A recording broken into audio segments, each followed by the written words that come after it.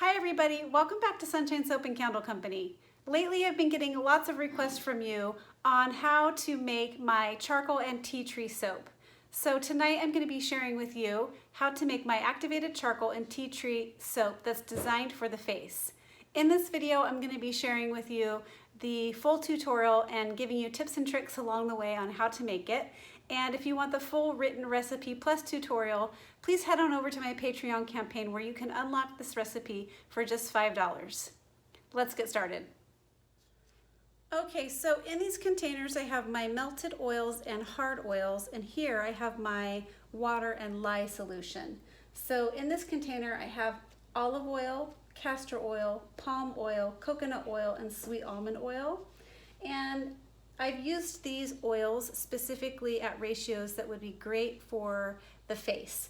So olive oil is a really gentle and mild cleanser. It's perfect for face use. The castor oil is a really good cleanser, and it also creates nice copious bubbles. Palm oil helps to create a really hard bar of soap, so this actual bar of soap lasts a really long time. The coconut oil is also a hardener, but it is a really great cleanser, and it also helps to produce big bubbles in your soap.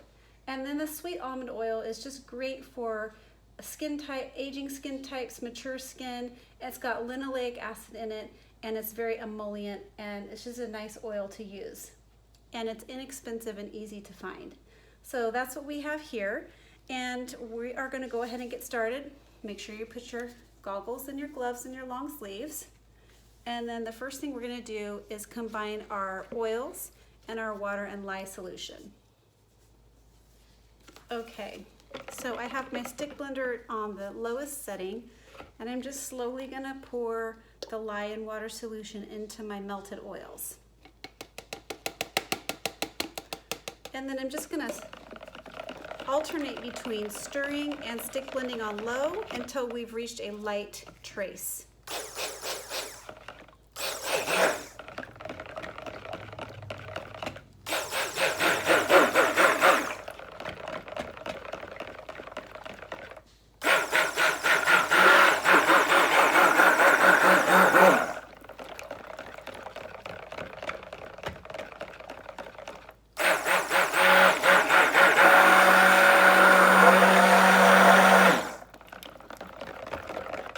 Okay, and that's about all I want to do on the blending. As you can see, it is barely at a light trace. It's a little bit past that emulsification stage. So once you add in the activated charcoal, this soap does have a tendency to set up rather quickly, so you do need to be careful. So we are using activated charcoal, which is a really good ingredient to add to facial soap because it is detoxifying. It's basically like a detoxifying mud, and when you add it to your soaps, what it does is it helps to draw out impurities and toxins in your skin. And then we are using tea tree essential oil. So this is considered an all-natural soap because I'm not using any synthetic ingredients in this soap. Another good reason to use it on your face. So we are going to be weighing out the essential oil. Tea tree is an amazing oil for your face. It does help with oil control, and it also is very good for blemishes. And the activated charcoal also does add a little bit of a mild exfoliant. I notice when I use this soap very consistently, the texture of my skin is really nice. We're just weighing out the essential oil. Okay.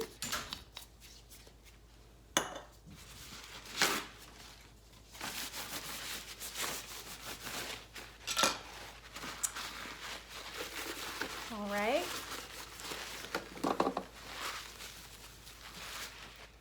So the next thing we're going to do is go ahead and add in our activated charcoal.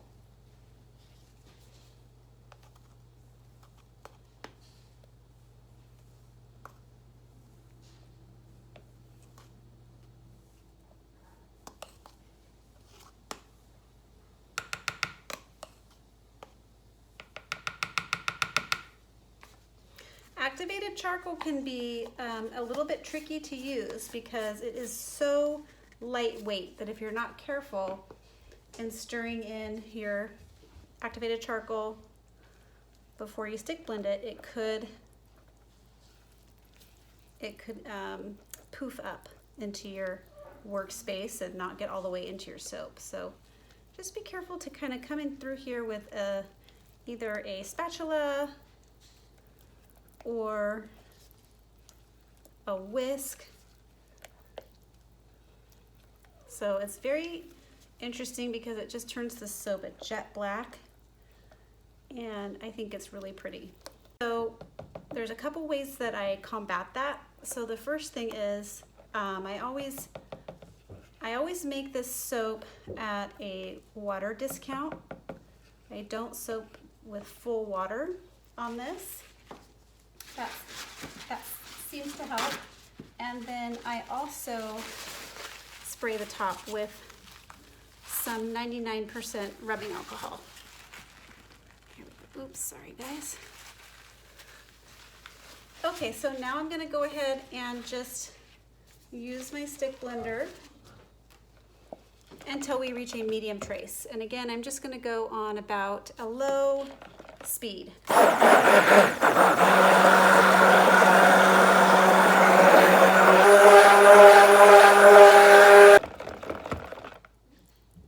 Okay, we're definitely sitting at a bit of a thicker trace now.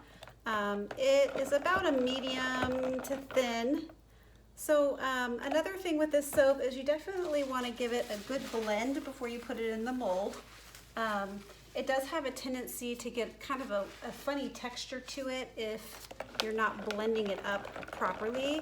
So you do want to make sure you're sitting at about a medium trace. Okay, and that's about all we're going to do. And now we're ready to go ahead and pour the whole thing into our mold. And I am making 5 pounds of soap tonight. So just to kind of give you an idea of the consistency, as you can see, it's thickening up and we're at about a medium to thick trace. So we're going to go ahead and just pour it all in the mold.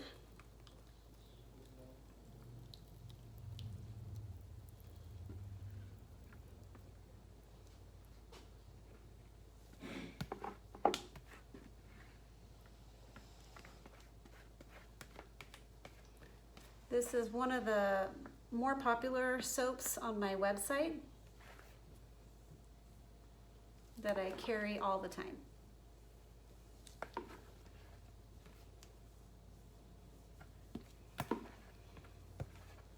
Okay, and then once it's all in the mold,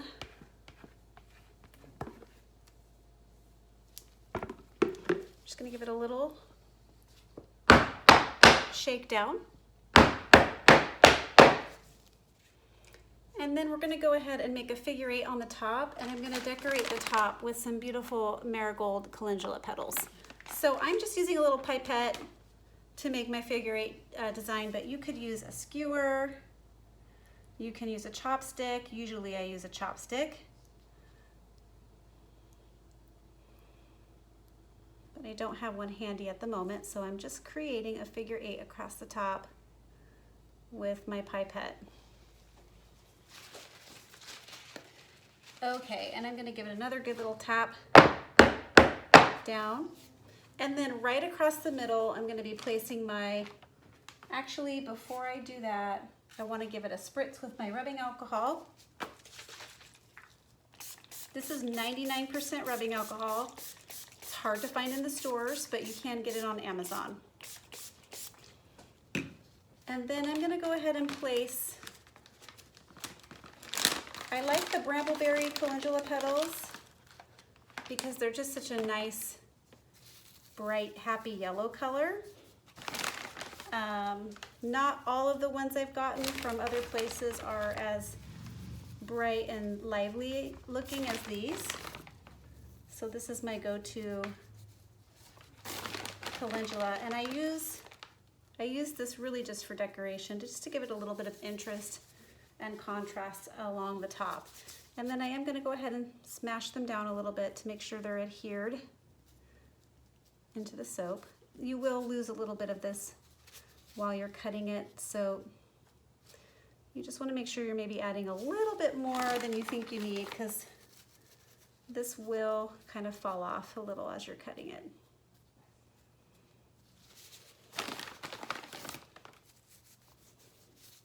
Okay, and then I'm just going to take my rubbing alcohol one more time, spray it down and kind of seal in those calendula petals. I lost a little there.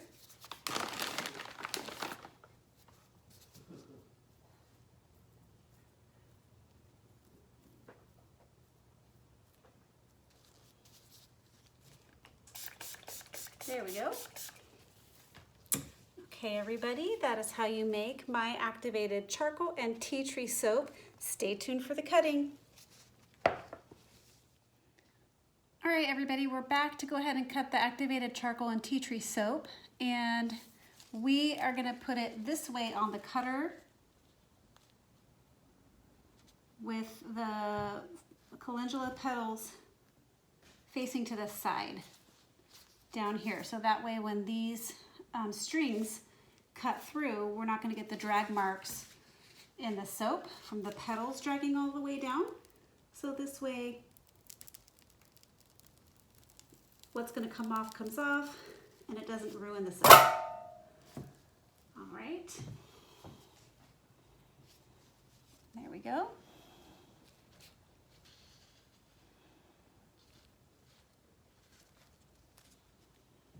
So I'll show you a few more of those.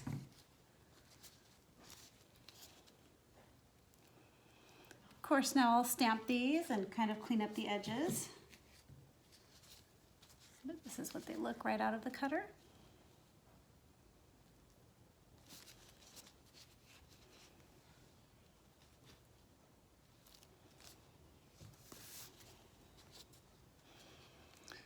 I just love the look of this black soap. I think it's so pretty.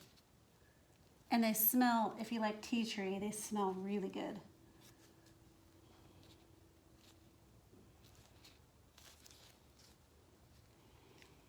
All right, everybody, that's how you make activated charcoal and tea tree soap.